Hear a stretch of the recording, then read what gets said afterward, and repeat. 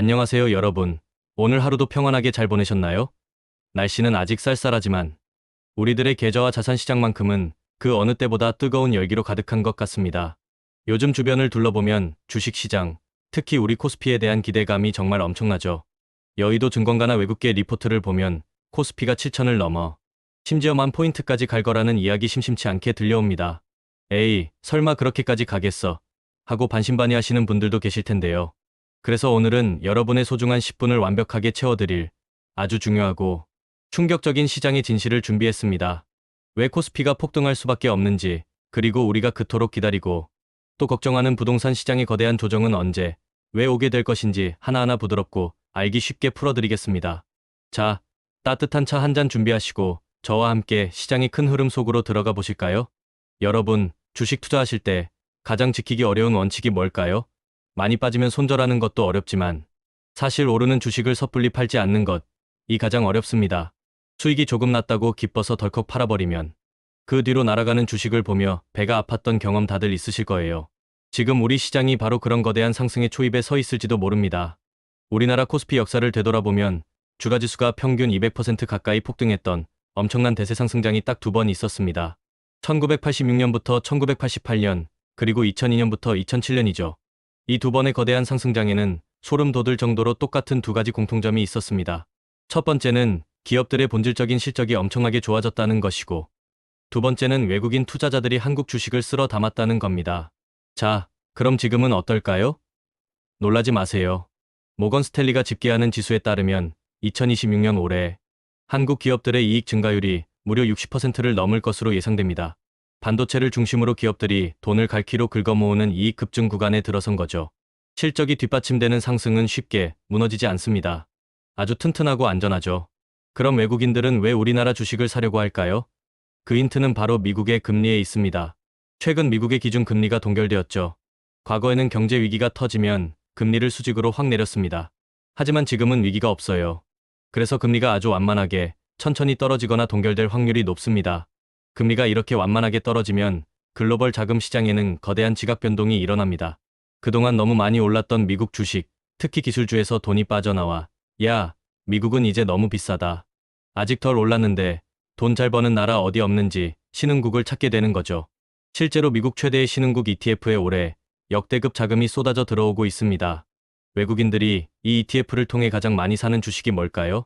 1위가 대만의 TSMC고 3위가 바로 우리 자랑스러운 삼성전자입니다. 그 뒤로 SK하이닉스, 현대차가 줄을 서 있죠. 게다가 우리 코스피는 이렇게 돈을 잘 버는데도 PBR 주가순자산 비율이 겨우 1.6배 수준이에요. 일본이나 대만보다 훨씬 쌉니다. 글로벌 큰손들 입장에선 실적도 빵빵하게 오르는데 가격까지 폭탄 세일 중인 한국 주식을 안 살 이유가 없는 겁니다.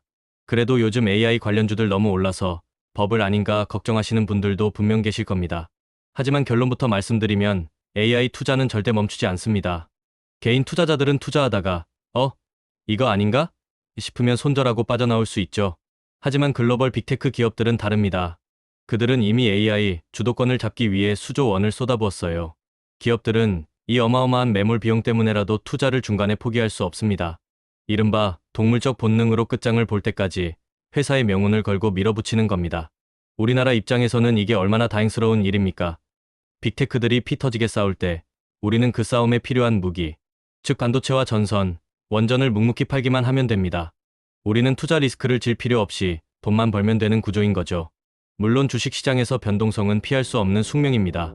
지난 3년간 10배나 오른 미국의 엔비디아조차 그 오르는 과정 속에서 주가가 36%나 폭락했던 혹독한 시기들이 있었습니다. 오르기만 하는 주식은 세상에 없습니다. 큰 흔들림이 오더라도 실적과 수급이라는 큰 방향성을 믿고 굳건하게 이겨내셔야 합니다. 자, 주식시장에 이렇게 뜨거운 훈풍이 불고 있다면 우리 국민들의 가장 큰 자산인 부동산 시장은 어떨까요? 부동산 시장에는 지금 완전히 다른 의미의 거대한 폭풍이 몰려오고 있습니다. 한국 부동산을 움직이는 가장 강력한 힘은 바로 정책입니다. 그런데 최근 시장을 뒤흔들 엄청난 정책 변화가 시작되었습니다. 바로 다주택자들에 대한 양도세 중과 유예가 끝을 보이고 있다는 점입니다. 그동안 다주택자들은 집을 팔면 차익의 최대 80%를 세금으로 내야 할 수도 있었지만 정부가 이걸 계속 유예해줬습니다. 그러니 집주인들은 굳이 집을 팔 이유가 없었고 시장의 매물이 씨가 마르면서 집값이 미친 듯이 올랐던 거죠. 그런데 이제 정부가 더 이상 안 봐주겠다고 으름장을 놓기 시작했습니다. 그 결과가 어떻게 나타나고 있을까요? 최근 강남 아파트 매도 물량을 보면 정말 흥미롭습니다. 그동안 꾹꾹 매물을 잠그고 있던 다주택자들이 세금 폭탄을 피하기 위해 드디어 집을 시장에 던지기 시작한 겁니다. 과거 서울 잠실의 한 대단지 아파트는 팔려는 매물이 450건에서 100건으로 줄어들면서 집값이 12억이나 폭등했었죠. 그런데 지금은 정반대의 상황이 벌어지고 있습니다. 살 사람은 없는데 팔려는 물건만 산더미처럼 쌓이고 있는 겁니다. 수요와 공급의 법칙에 따라 집값은 하락 압력을 강하게 받을 수밖에 없습니다. 현재 우리나라 전체 주택의 약 37%를 다주택자가 쥐고 있습니다. 이 엄청난 물량이 세금 부담을 이기지 못하고 시장에 쏟아진다면 어떻게 될까요? 이미 서울의 12개 자치구는 4년 전보다 집값이 오히려 떨어져 있는 상태입니다. 강남이라고 영원한 불패일 수는 없습니다. 매도자들끼리 서로 팔려고 경쟁하는 순간 하락폭은 우리의 상상을 초월할 수도 있습니다. 게다가 시야를 전 세계로 넓혀보면 상황은 더 명확해집니다. 지금 미국 주택시장도 집을 살 사람보다 팔 사람이 훨씬 많아졌습니다. 캐나다와 중국의 부동산은 이미 2022년부터 끝모를 하락세를 타고 있죠. 전 세계의 부동산 거품이 서서히 꺼지고 있는데 우리나라만 나 홀로 집값이 계속 오를 수 있을까요? 절대 불가능합니다. 결정적으로 지금 대한민국은 집을 살 여력 자체가 사라졌습니다. 중간 소득의 평범한 가구가 대출을 영혼까지 끌어모아 살 수 있는 서울 아파트가 10년 전에는 100채 중 20채였습니다. 그런데 지금은 몇 채인지 아십니까? 겨우 2.5채입니다. 집값이 소득에 비해 너무 비정상적으로 올라버려서 무주택자가 새로 시장에 진입해 집을 사줄 수가 없는 지경에 이르렀습니다. 받아줄 사람이 없는 자산의 가격은 결국 내려와서 안정을 찾을 수밖에 없습니다. 여러분, 오늘 이야기 어떠셨나요? 글로벌 자금이 밀려오며 폭발적으로 성장할 준비를 하는 주식시장, 그리고 정책의 변화와 함께 거대한 조정을 맞이할 준비를 하는 부동산 시장. 이 모든 것들이 2026년, 바로 지금 우리 눈앞에 펼쳐지고 있는 엄청난 변화입니다. 변화라는 단어가 어쩌면 조금 두렵게 느껴지실 수도 있습니다. 하지만 여러분, 세상이 변하지 않으면 우리 같은 평범한 사람들에게는 결코 부자가 될 기회가 오지 않습니다. 내일이 오늘과 똑같다면 이미 부자인 사람들만 계속 부자로 살게 될 테니까요. 위기는 곧 기회라는 말이 있죠. 이 거대한 지각 변동 속에서 가만히 구경만 하지 마시고 용기 내어 행동하셔야 합니다. 덜 오른 우량 주식을 모아가고 부동산 시장의 거품이 빠지는 시기를 냉정하게 기다리면서 나만의 자산 증식 기회를 꽉 잡으셔야 합니다. 저희 채널은 여러분 한 분 한 분이 이 기회의 주인공이 되시기를 진심으로 응원합니다. 여러분이 잘 되셔야 대한민국 경제가 튼튼해지고 건강해집니다. 앞으로도 시장에 이처럼 중요하고 결정적인 변화가 생기면 가장 먼저 분석해서 버선발로 여러분을 찾아오겠습니다. 오늘 10분이라는 긴 시간 동안 끝까지 함께해 주셔서 정말 감사합니다.